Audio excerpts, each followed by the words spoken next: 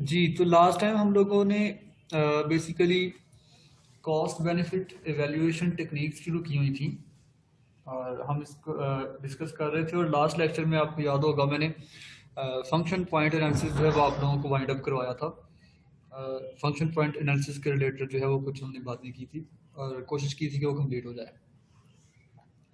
तो वापस आते हैं अपने टॉपिक की तरफ जो हमने लास्ट वीक में किया था। कॉस्ट बेनिफिट इवैल्यूएशन टेक्निक्स इनको कहा जाता है। बेसिकली प्रोजेक्ट की कॉस्ट और प्रोजेक्ट की जो बेनिफिट्स होती हैं, जो ऑलरेडी डिफाइंड कॉस्ट होती है और जो एक्सपेक्टेड बेनिफिट्स होते हैं, बेनिफिट्स और कॉस्ट के दरमियान हमने बेसिकली एक कंपैरिजन परफॉर्म करना होता है कि क्या जो हमारे टोटल टोटल जो कॉस्ट है प्रोजेक्ट की, क्या जो एग्जिस्टिंग इस वक्त हमारे पास बेनिफिट्स आ रहे हैं, क्या ये बेनिफिट्स हमें इस चीज़ को श्योर कर रही हैं कि हम अपनी कॉस्ट को पूरा कर सकेंगे। अगर तो कॉस्ट को पूरा कर सकेंगे देन हम जो है इस प्रोजेक्ट को लेके मजीद चलेंगे। अदरवाइज हम अपना प्रोजेक्ट जो है वो रास्ते में ही छोड़ देते हैं या स्किप कर देते हैं। ठीक है। जहां प्रॉब्लम होती है उसको पहले कोशिश किया जाता है कि प्रॉब्लम टैकल हो जाए। अगर प्रॉब्लम टैकल ना हो तो फिर हम अपने प्रोजेक्ट को जो है वो वहीं पे फिनिश कर देते हैं। और ये एबनॉर्मल फिनिशिंग होती है, मतलब नॉर्मली प्रोजेक्ट हमारा फिनिश नहीं होता, ये एबनॉर्मल फिनिशिंग होती है। क्योंकि प्रोजेक्ट या तो नॉर्मली नॉर्मली फिनिश होता है या एबनॉर्मली फिनिश होता है। जब नॉर्मली फिनिश होता है तो हम हैंड ओवर कर देते हैं कस्टमर को या एंड यूजर को after performing testing and quality assurance और टेस्टिंग परफॉर्म करने के बाद। लेकिन एबनॉर्मल फिनिशिंग में प्रोजेक्ट आधा ही या आधे से कम या आधे से ज्यादा कंप्लीट होता है, जैसे कहते हैं ना अधूरा छोड़ दिया जाता है, तो रास्ते में ही हम प्रोजेक्ट को जो है वो यूं कह कैंसिल कर देते हैं। तो नेट प्रेजेंट वैल्यू में हमने डिस्काउंट रेट का कॉन्सेप्ट देखा था। और नेट प्रेजेंट वैल्यू में हमने देखा था कि नेट प्रेजेंट वैल्यू जो है basically as compare to piggy backing and as compare to return on investment and as compare to net profit. ये जो तीन मैंने कॉस्ट बेनिफिट वैल्यूएशन की टेक्निक्स के नाम बोले हैं, इन तीनों से ज़्यादा बेहतर था कि आप नेट प्रेजेंट वैल्यू यूज़ कर लें, जिसमें डिस्काउंट रेट का फैक्टर आ जाता है। अब नेट प्रेजेंट वैल्यू भी कुछ हद तक फ़ायदेमंद है और कुछ उसके अंदर जो है वो लीकेजेस हैं या कुछ उसके अंदर जो है वो ड्रॉबैक्स हैं, प्रॉब्लम्स हैं। अब क्या प्रॉब्लम्स हैं, क्या डिसएडवांटेजेस हैं नेट प्रेजेंट वैल्यू को यूज करने की? वो डिसएडवांटेजेस ये हैं कि ये प्रोजेक्ट्स के कंपैरिजन के लिए तो ठीक है, नेट प्रेजेंट वैल्यू जो है प्रोजेक्ट्स की कंपैरिजन के लिए ठीक है। मतलब 4 प्रोजेक्ट्स हैं, इन चारों में से जिसका नेट प्रेजेंट वैल्यू सबसे ज्यादा होगा वो सबसे पहले परफॉर्म किया जाएगा, यहां तक तो ठीक है। लेकिन आपके प्रोजेक्ट में नेट प्रेजेंट वैल्यू के अलावा कुछ और अर्निंग भी होती है, कुछ और तरीके भी होते हैं या कुछ और साइड्स भी होती हैं जहां से आप अर्न करते हो अपने प्रोजेक्ट में। ठीक है। अब नेट प्रेजेंट वैल्यू जो है उन अर्निंग्स को इंक्लूड नहीं करता। जैसे आपने बैंक से लोन लिया हुआ है, ठीक है, आप या यूं कह लें कि आपने बैंक से लोन लिया या किसी से बारो किया है, कुछ अमाउंट बारो की है, आप उस अमाउंट को इन्वेस्ट कर देते हो। ठीक है। अब उस इन्वेस्टमेंट से जो आपको बेनिफिट्स मिल रहे होंगे या जो आपने किसी को जो रुपीज या किसी को जो अमाउंट है वो लोन दी होगी, तो उस लोन पे जो आपको इंटरेस्ट आ रहा होगा, आप उस इंटरेस्ट को या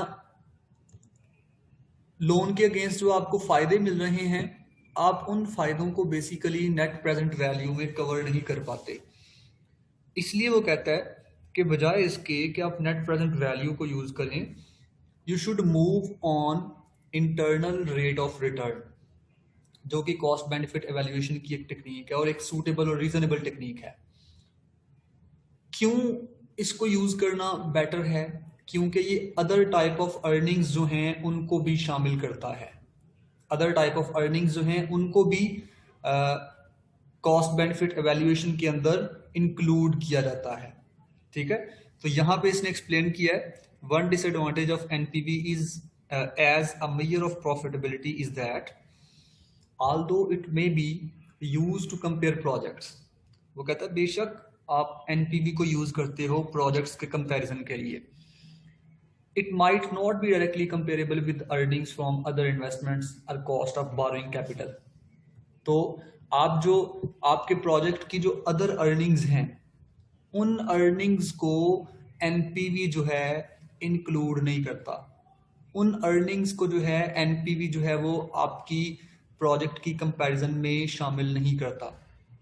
ठीक है, जैसे आप कॉस्ट ऑफ बोरोइंग कैपिटल, आप जब किसी से उधार लेते हो तो उस उधार का जो इंटरेस्ट पे करना होता है उसको भी शामिल नहीं किया जा रहा होता।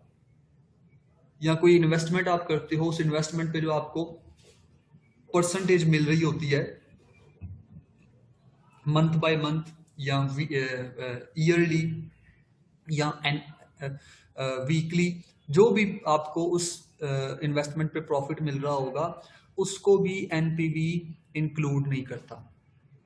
तो इसलिए फिर एनपीवी जो है वो एक रीजनेबल ऑप्शन हमारे पास नहीं है। हमें किसकी तरफ जाना चाहिए? इंटरनल रेट ऑफ रिटर्न की तरफ मूव करना चाहिए। पेज नंबर 48 में देखें, अब इंटरनल रेट ऑफ रिटर्न को डिफाइन किया जाएगा कि ये क्या चीज़ है।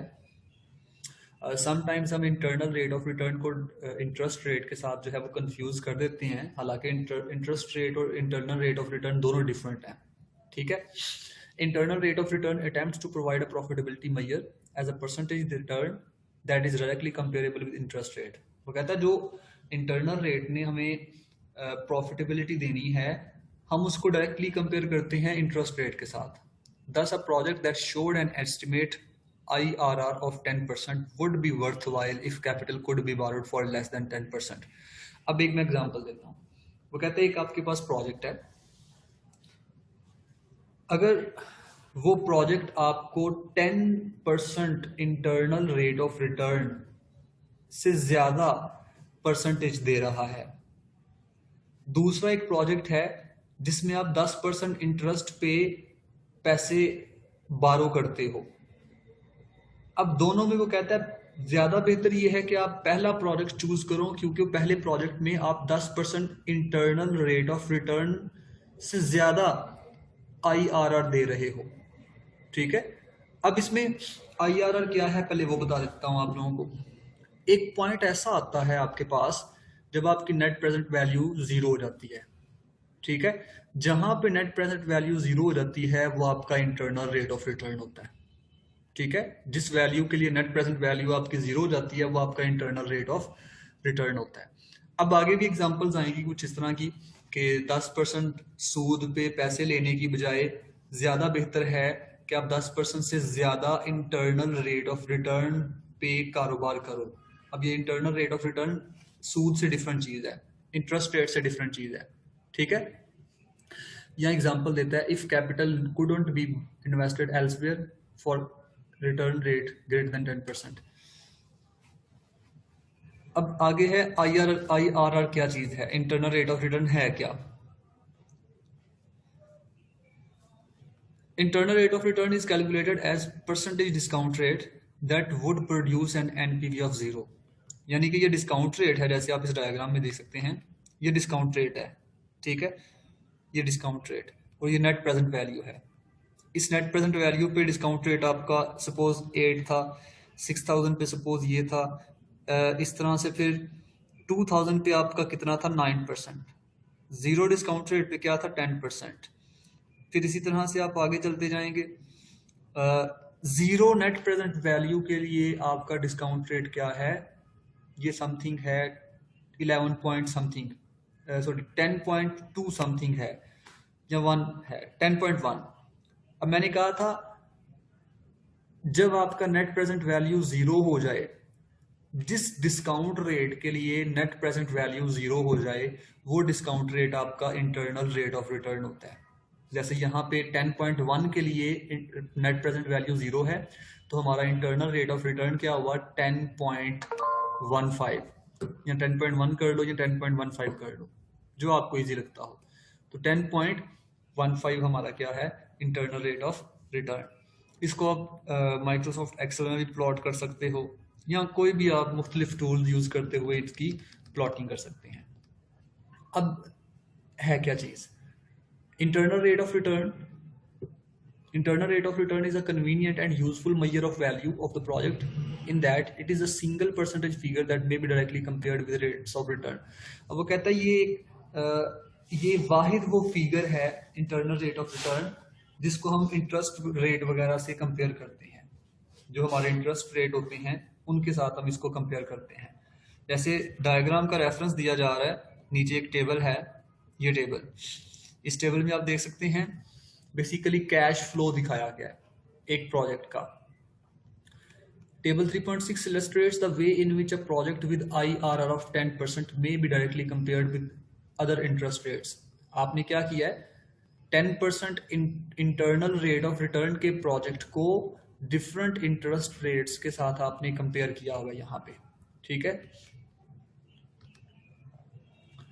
The cash flow for the project is shown in column A, column B to column E. Show that if we were to invest, अब वो बता रहा है कि फर्ज करो अगर हम 1 लाख रुपया इन्वेस्ट करते हैं 10% इन एनुअल इंटरेस्ट रेट पे बैंक के अंदर, we could withdraw the same amount as we could earn from a project at the end of year. वो कहता है हम इतनी ही अमाउंट अर्न कर लेते हैं at the end of year. अगर हम प्रोजेक्ट के ऊपर काम करें तो इतनी ही अमाउंट हम 1 लाख इन्वेस्ट किया है तो 1 लाख ही हम अर्न भी कर लेते हैं at the end of year.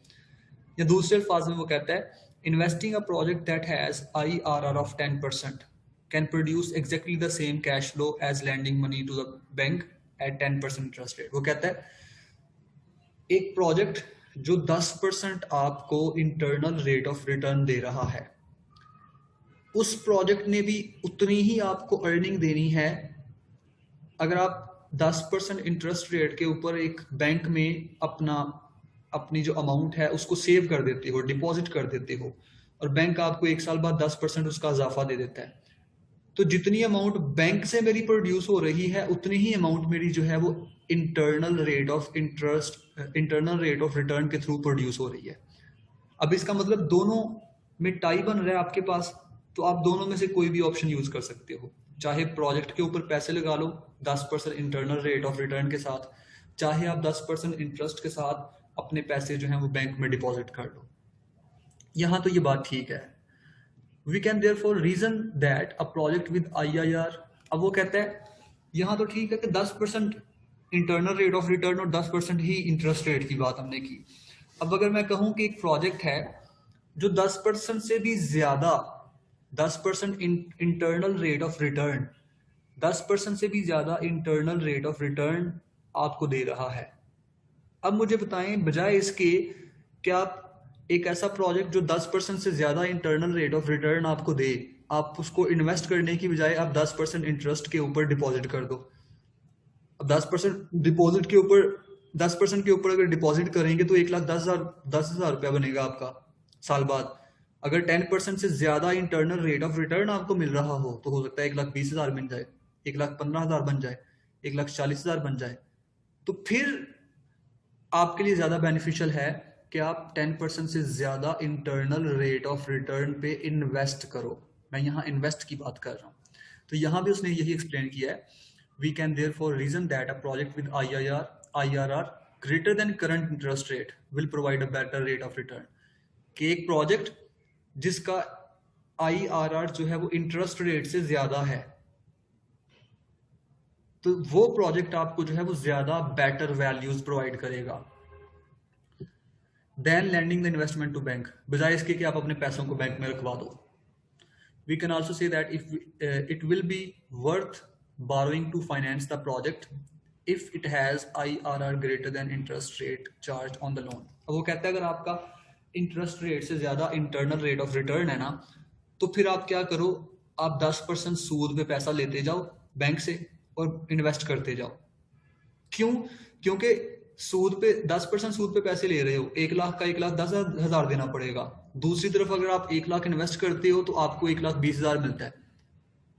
तो जब इंटरनल रेट ऑफ, अब यहाँ पे मल्टीपल प्रोजेक्ट्स अगर आपको दिए जाएं और कहा जाए कि आपने किस प्रोजेक्ट को बैंक में रखना है, किस प्रोजेक्ट को करना है, किस प्रोजेक्ट को नहीं करना, तो सिंपल सी लॉजिक, जिस प्रोजेक्ट का इंटरनल रेट ऑफ रिटर्न आपके लिए ज्यादा होगा आप उस प्रोजेक्ट को फौरन चूज कर लोगे। अगर उस प्रोजेक्ट के लिए आपको सूद भी लेना पड़े, सपोज, अब वैसे तो शरीय तरीके से देखा जाए तो इंटरेस्ट रेट तो वैसे ही गलत है ना। अगर अकाउंट्स की टर्म में बात की जाए, अगर 10% से ज्यादा इंटरनल रेट ऑफ रिटर्न हो और 10% इंटरेस्ट हो, तो 10% इंटरेस्ट पे पैसे लेते जाओ और इन्वेस्ट करते जाओ, 10% इंटरेस्ट पे पैसे लेते जाओ और इन्वेस्ट करते जाओ, क्योंकि इंटरनल रेट ऑफ रिटर्न जो है वो ग्रेटर है आपके इंटरेस्ट रेट से। तो फिर आपके लिए ये अप्रोच जो है वो बड़ी बेनिफिशियल अप्रोच कंसीडर की जाएगी।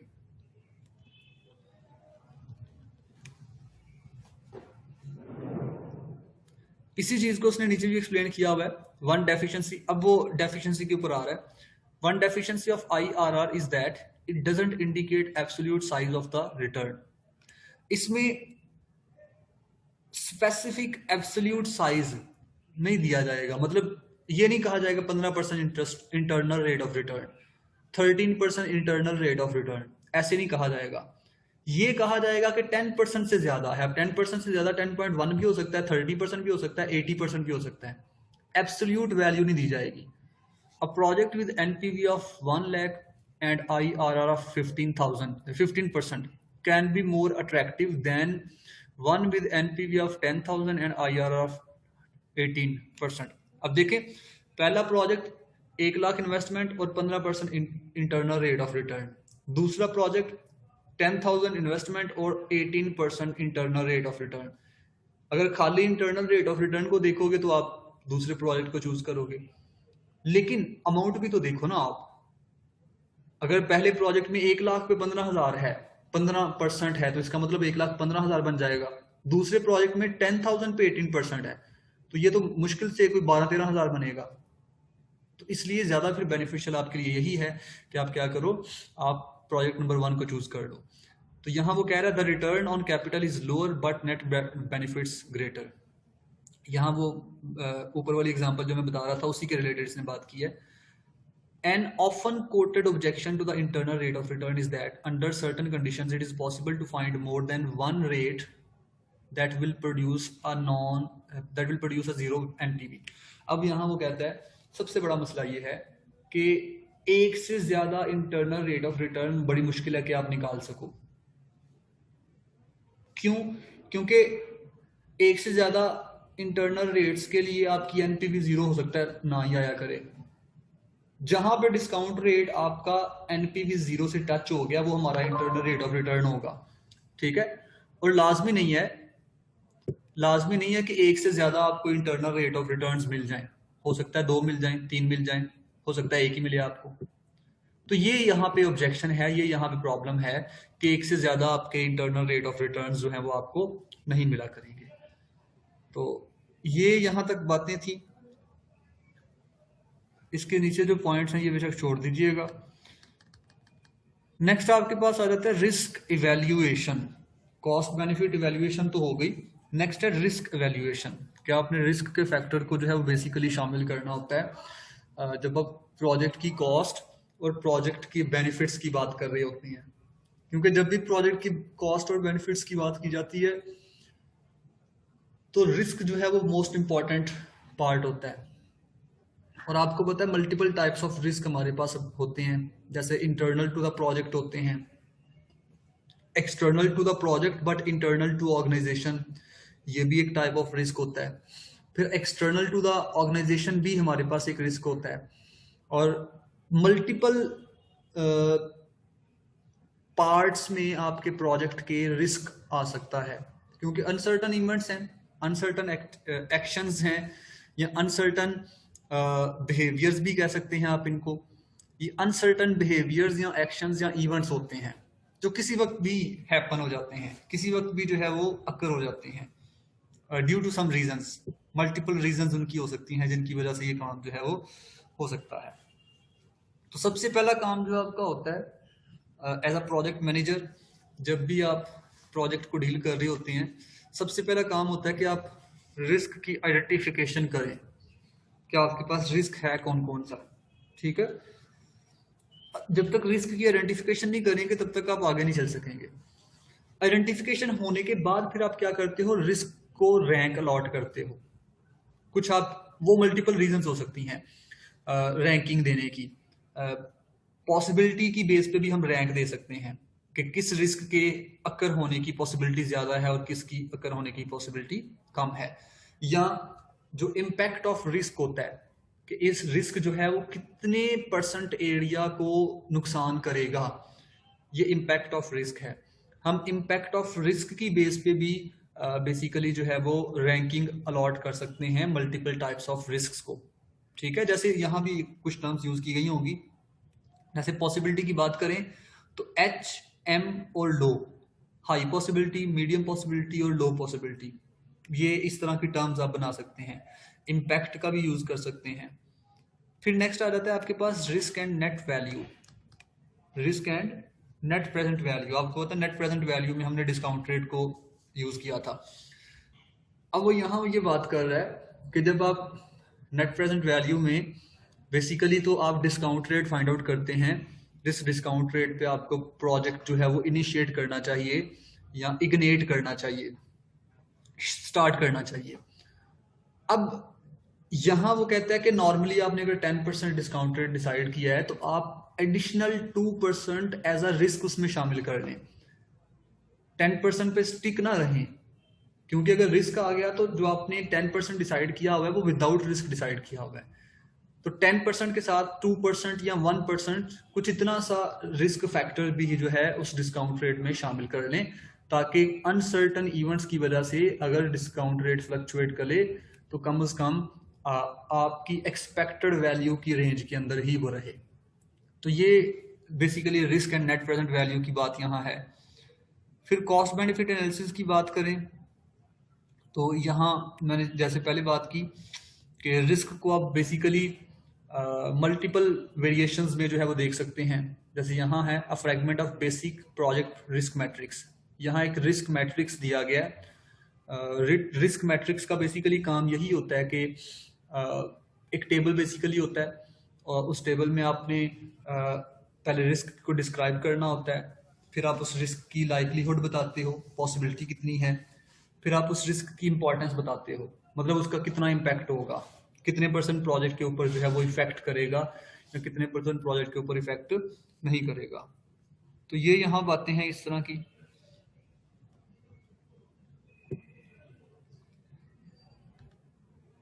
फिर ये कुछ एग्जांपल्स हैं, मैं नेक्स्ट चलता हूँ। Risk profile analysis. Risk profile analysis के लिए आपको क्या करना पड़ता है, रिस्क की प्रोफाइलिंग करनी पड़ती है। अब रिस्क की प्रोफाइलिंग कैसे की जाती है, बेसिकली टेबल्स बनाए जाते हैं जिसमें जैसे कॉस्ट बेनिफिट एनालिसिस आपने किया है उसी तरह से अब आपने रिस्क का फैक्टर शामिल करते हुए बेसिकली इनकम को या कॉस्ट को या बेनिफिट्स को जो है वो कैलकुलेट करना होता है। जैसे यहाँ आप देख सकते हैं टेबल दिया हुआ है, ये इनकम की फॉरकास्ट दी गई है। अगर हाई सेल्स होंगी, ठीक है, तो आपके पास 0.8 मिलियन इनकम होगी, मीडियम होंगी तो 6,50,000 होंगी, लो होंगी तो 1 लाख इनकम होगी आपकी सपोज। अब हाई इनकम की पॉसिबिलिटी क्या है, हाई इनकम की पॉसिबिलिटी दी हुई है 0.1, जो कि आपका 10% के करीब बनता है। अब 0.1 आपकी दी हुई है, यहाँ पे 0.1 को मल्टीप्लाई करेंगे 8 लाख के साथ तो ये आपके पास 80,000 बनेगा एक्सपेक्टेड वैल्यू। फिर इसी तरह से मीडियम 0.6 है, यानी कि 0.6% चांसेस हैं, या 0.6 आपके जो भी आपने प्रोबेबिलिटी निकाली हुई है, 60% इसको कहते हैं बेसिकली, 60% प्रोबेबिलिटी है कि मीडियम इनकम आपको मिलेगी। 30% प्रोबेबिलिटी है कि आपको लो इनकम जो है वो मिलेगी। तो आप देखें इसमें यहाँ पे उन्होंने क्या किया है, प्रोबेबिलिटी को इनकम के साथ मल्टीप्लाई किया है और एक्सपेक्टेड वैल्यूज आपकी आ गई हैं। तो एक्सपेक्टेड वैल्यूज को निकाल लिया है जो कि 0.5 मिलियन बनती है, 5 लाख। तो 5 लाख आपकी एक्सपेक्टेड इनकम है, एक एग्जांपल दी हुई है इन्होंने, 5 लाख आपकी एक्सपेक्टेड इनकम है जो कि आपको बेसिकली जनरेट होगी।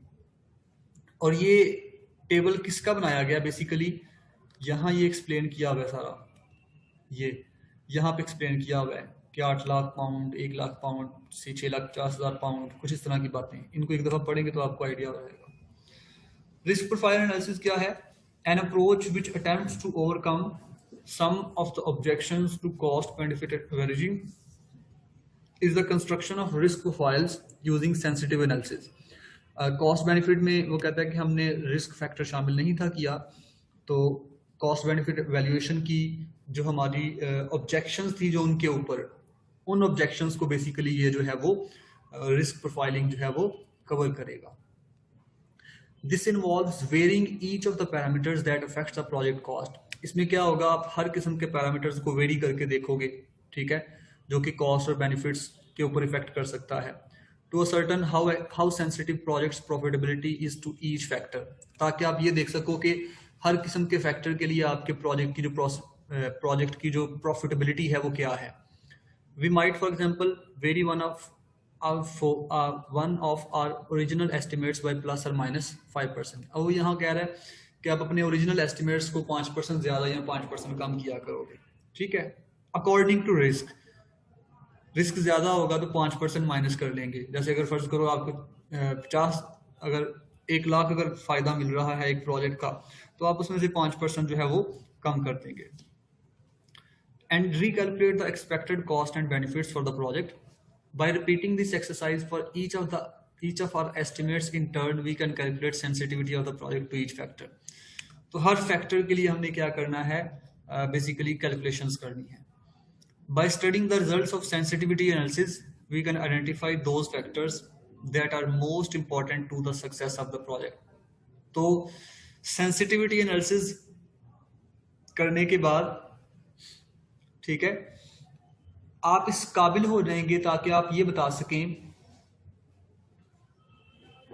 कि आपके प्रोजेक्ट की सक्सेस या आपके प्रोजेक्ट की कामयाबी के लिए इंपॉर्टेंट फैक्टर्स कौन कौन से हैं, कौन कौन से एरियाज ऐसे हैं जिनके ऊपर आपको जो है वो ज्यादा फोकस करना पड़ेगा ताकि आप अपने प्रोजेक्ट को सक्सेसफुली एग्जीक्यूट कर सको, सक्सेसफुली जो है वो कंप्लीट कर सको। तो ये बेसिकली यहाँ पे इन्होंने बातें की हुई हैं। मैं नेक्स्ट इसके पार्ट पे चलता हूँ, डिसीजन ट्री एनालिसिस पे चलता हूँ, जो मेजर यहाँ पे बेसिकली है। हमने इसमें कॉस्ट बेनिफिट एनालिसिस ही करना है, लेकिन एक चीज हमने शामिल कर लेनी है जिसे रिस्क कहते हैं। अब हमने ट्री की शक्ल में ये चीजें दिखानी है, और ट्री की शक्ल में दिखा के हमने डिसाइड करना है कि हमें क्या करना चाहिए। एक केस मैं आपको दे देता हूँ, सिनेरियो दे देता हूँ, फिर आगे चलते हैं। सपोज आपकी एक शॉपिंग स्टोर है, सुपर स्टोर। आपका मैनुअल सिस्टम था, आप उस मैनुअल सिस्टम को चेंज करना चाह रहे हैं, कंप्यूटराइज सिस्टम में लेके जाना चाह रहे हैं। तो आप ये डिसाइड करना चाह रहे हैं कि either you still use the existing manual system और you have to move into computerize system. तो आपने ये डिसीजन लेना है। तो दोनों के कुछ प्रॉन्स एंड कॉन्स दिए जाएंगे। तो एट द एंड आपने क्या करना है, नेट प्रॉफिट वैल्यू को देखते हुए डिसाइड करना है कि आपको क्या करना चाहिए। नेट प्रेजेंट वैल्यू को देखते हुए डिसाइड करना है। जैसे यहां से अगर आप देखें तो ये 2,50,000 माइनस 50,000 2 लाख, और ये आपकी है माइनस 1 लाख और ये 75,000। तो यहां से आपको ये वाली वैल्यू बेसिकली यूं कह सकते हैं इनकरेज कर रही होगी कि आपको क्या करना चाहिए, आपको सिस्टम को रिप्लेस करना चाहिए विद एक्सपेंशन।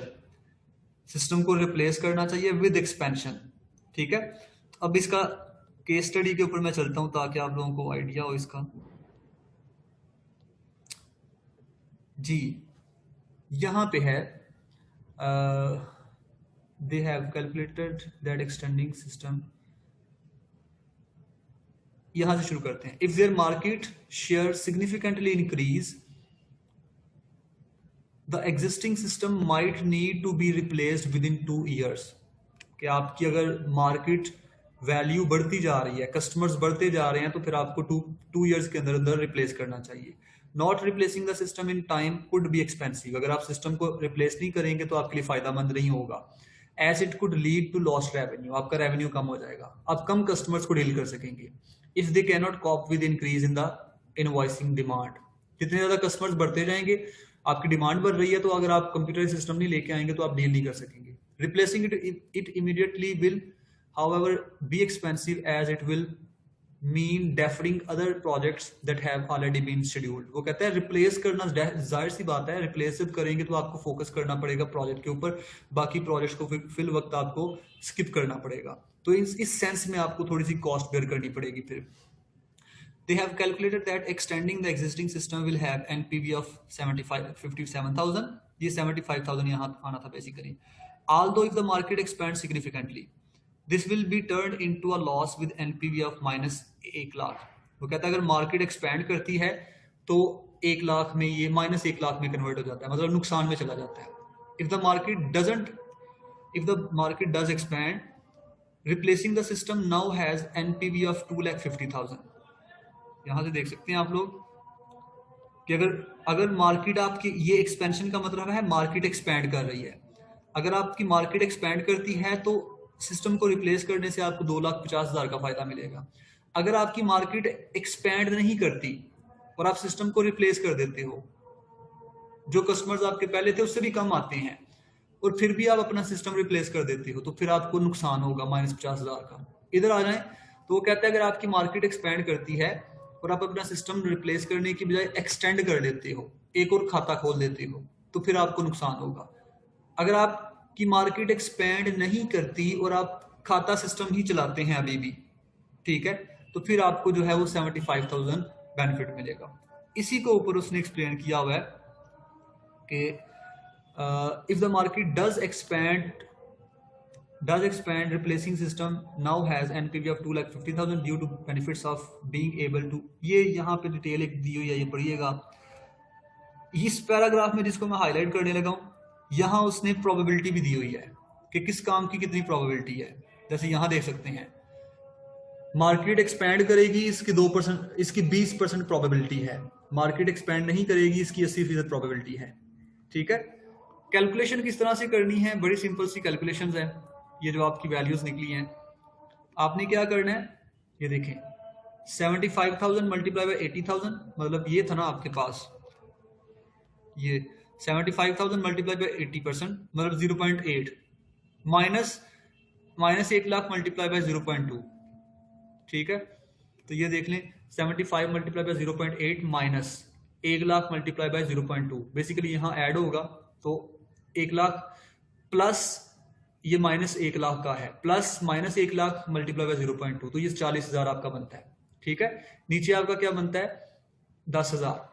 अब इसका वो कहता है कि इसका मतलब यहां आपके पास 40,000 बन रहा है, यहां आपके पास तकरीबन 10,000 बन रहा है।